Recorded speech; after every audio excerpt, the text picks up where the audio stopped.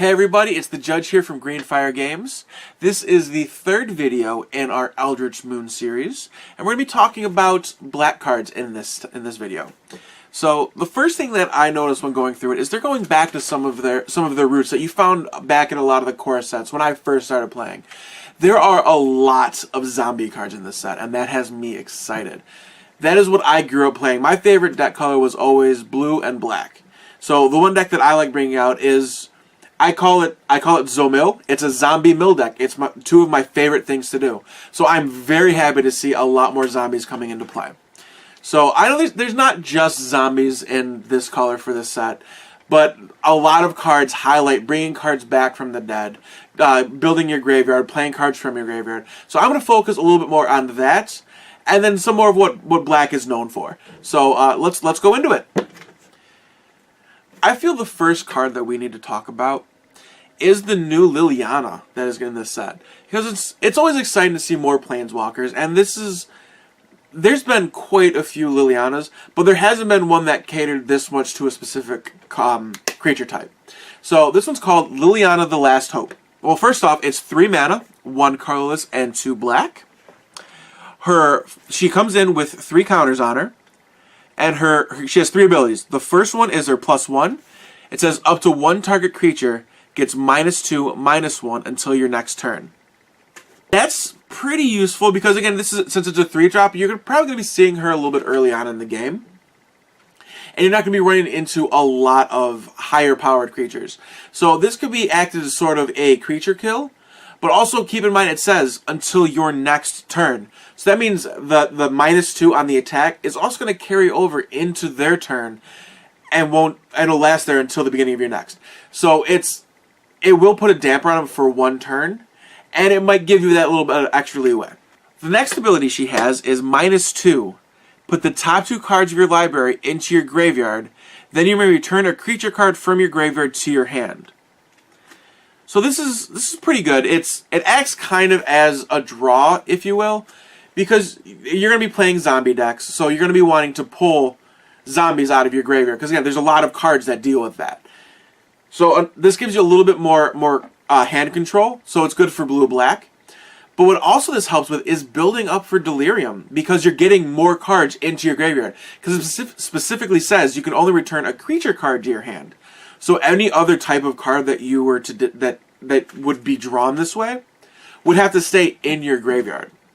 So it has multiple resources, but the real kicker is the big ability. As always with every planeswalker, the last ability is always the best. So this one is -7. So it's going to take you about 5 turns to get there unless you're playing Doubling Season. But for those of us without $200 to replace it to that, it's going to take us 5 turns. You get an emblem. It's -7. You get an emblem with, at the beginning of your end step, put X 2/2 black zombie creature tokens onto the battlefield, where X is 2 plus the number of zombies you control. I like this ability because it's literally a snowball of zombies. You're going to start off with at least 2 zombies at the beginning of your next turn. If you're playing the deck right, you should have about 1 or 2 out already. So you're going to be getting minimum 2. Next turn, you're going to be getting minimum 4. Next turn, minimum 8. It's just going to keep going until your opponent doesn't know what to do with themselves with all the zombies that are coming at them. It also gives you plenty of fodder if you need to sacrifice a creature, if you need to chump block. It just gives you a lot more that you need to do with it. So I can see her being played a lot in mono black decks because of the 2 black costs in her mana cost. It's a little bit harder to get if you're going to be running a blue deck. Also, she's very specific on helping out with zombies. There's rarely any zombies that aren't black. There are some that are dual color in some of the previous sets, but for the most case, you're going to be dealing with just mono on this one. If you get her in a draft, she's very useful, because like I said, there's a lot of zombies in this set. So if you get one, there's a really good chance you're going to get cards to play off of it. But also, it helps with the first 2 abilities, the creature control, the hand control. It's going to help build your hand and control the game a little bit. As for standard play or EDH, you might not see as much, but she's still it's a new take on Liliana, and I think I really like her. The next zombie card that really caught my attention is it's another rare. This one is called Crypt Maker. It costs 1 black mana to play, and it's a 1/1 creature. Pay 1 colorless and 1 black mana, tap it, discard a card, put a 2/2 black zombie creature token onto the battlefield. Tap 3 untapped zombies you control, you draw a card, and you lose 1 life. So we can see the usefulness of the second ability. You're going to be making more zombies, so you're going to be able to tap these and draw cards if you need them for your hand. But what I really like about it is the first ability. So in Shadows over Innistrad and in Eldritch Moon, there are a lot of Madness cards in allied colors with this set. Primarily, it's in vampires. You're not seeing a lot of zombies, but if you're running in a draft format, it really helps to have that, be able to bring out that Madness cost, especially on the second turn. Another thing is this helps build up your graveyard for Delirium, because it says discard a card. It doesn't have to be any. It doesn't have to be a specific type of card. It can just be any card in your hand. So if you have a land, an enchantment, and a sorcery in your discard pile, and you're just like, oh well, I need 1 more to get that Delirium. I'm gonna put a creature card in there now. Then it lets you pretty much customize for your Delirium. And in addition, it also gives you more zombies. So if you have a card in your hand that's not really useful in this sense, you can pay 2 mana and just turn it into a 2/2 zombie. It builds a little bit more. It has more variety in your playstyle, and that's what I really like. Also, there's not a lot of 1-drop 1/1 zombies, so it's really nice to have this resource available to us now. I don't really see this card getting played a lot in Standard because there's not a lot of zombies available right now. But where this card really shines is in the draft format because it's a 1-drop for 1 mana. That's always good to have, especially if you're going the black route. And also, I can see this being good in EDH or in Modern because there's a lot of zombies to work with and a lot more leeway to be able to use for. There's a lot we can do with this card. Continuing on with the zombie theme, the next card I'm going to talk about it's a sorcery. It costs 2 mana, 1 colorless, and 1 black. And what it says is, return target creature card from your graveyard to your hand. If it's a zombie card, draw a card. So what's useful about this card is that you're going to be drawing cards out of your graveyard. There's a lot of black cards that add cards into your graveyard. Even Liliana adds cards to your graveyard. So there's a good chance that you're going to be running into having zombies in your graveyard. So for 2 mana, you get a card out of your graveyard, and you get to draw an additional card. So that's 2 cards for 2 mana. That's a pretty good ratio, and it'll help with zombie-specific decks.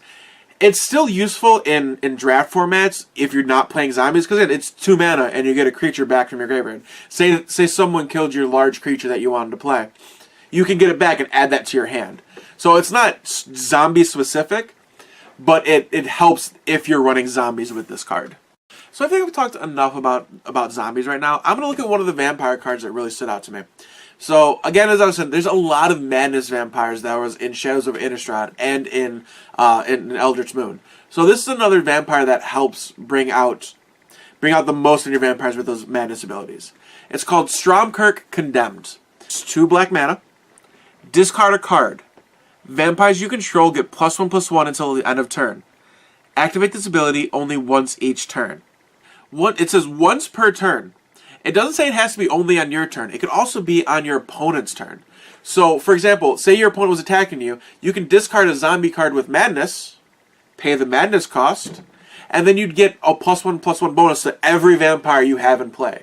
So it helps give that extra bonus of building up your power and toughness, and also giving you additional creatures on your opponent's turn, which is another trick I really like doing with black and blue. So it helps with that.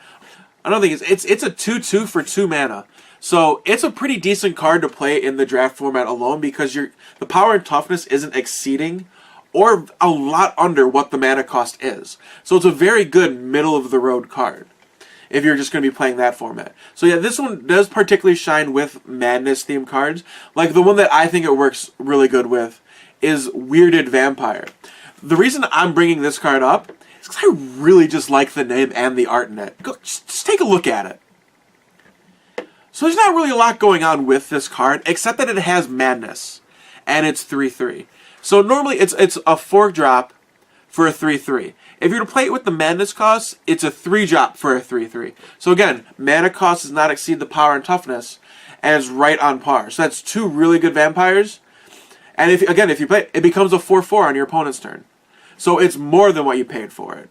So it's just a really good, let's empty the hand and get as many cards out there as possible, getting the use out of their abilities. I'm going to talk about one more card that helps with madness in this color set. It is called Collective Brutality.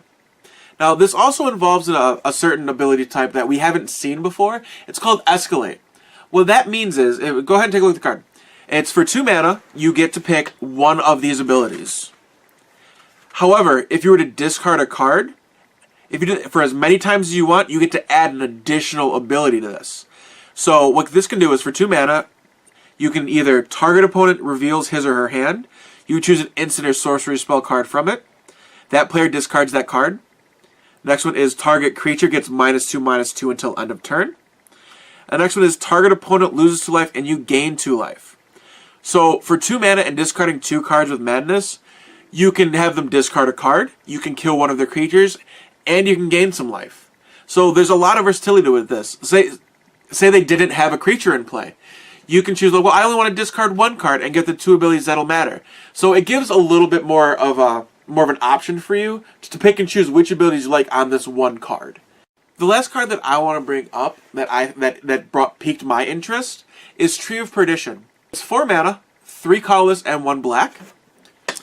It is a creature with Defender. It's also a 0/13. Keep that in mind for the next ability. It says exchange target opponent's life total with Tree of Perdition's toughness. So you just tap it, and your opponent's life total becomes 13. There was a card that was recently released in Shadows of Innistrad. This actually combos with, and it floors me that they have the audacity to make a combo with this card. I'm sure you're all familiar with Triskaidekaphobia, or at least the spelling of it. So if you just have both of these in play, you're like, oh, well, end of your turn, I'm going to make your life 13. Beginning of next turn, oh, I win. It's a very easy combo to get, and you can have it done in 5 turns if you have the mana for it. Another reason this card is actually pretty good is if you were to drop it in Commander, it brings your opponent's life total to 13, because as you know, in Commander, you have 40 health points. So 4th turn, take out 27 HP of your opponent. That's kind of a big hit. They're not really going to be able to come back from that. So there's a lot more resources than just comboing with a silly card in a previous set. It's actually a pretty good blocker, and it could do some massive damage depending on the format. Another reason this card is good is because it can really curb down on an opponent's life gain deck. The one card that's in the set, Providence, that card says if this card's in your hand at the beginning of the game, you reveal it, you go to 26. Or you spend 7 mana, you go to 26. This says, you know what, I don't really like you being at 26. I'd rather you be at 13. So you can control how much life that your opponent is gaining, and also it lets you plan out your attacks a little more. If you know you have to do 13 damage, that's a lot easier to maintain than trying to do 27 or whatever. It's free damage that's happening that you have to do nothing for. Alright, and thank you all for watching. If you enjoyed what you saw, please like and subscribe to our YouTube channel. If there's anything that you felt that we got wrong or left out, we'd love to hear from you and leave them in the comment section below. Also, make sure that you check out the other videos in this series. You can find them either through our YouTube channel, through our Patreon campaign, or through our website at greenfiregames.net, all of which you can find in the links below. This has been The Judge. You have yourself a good evening.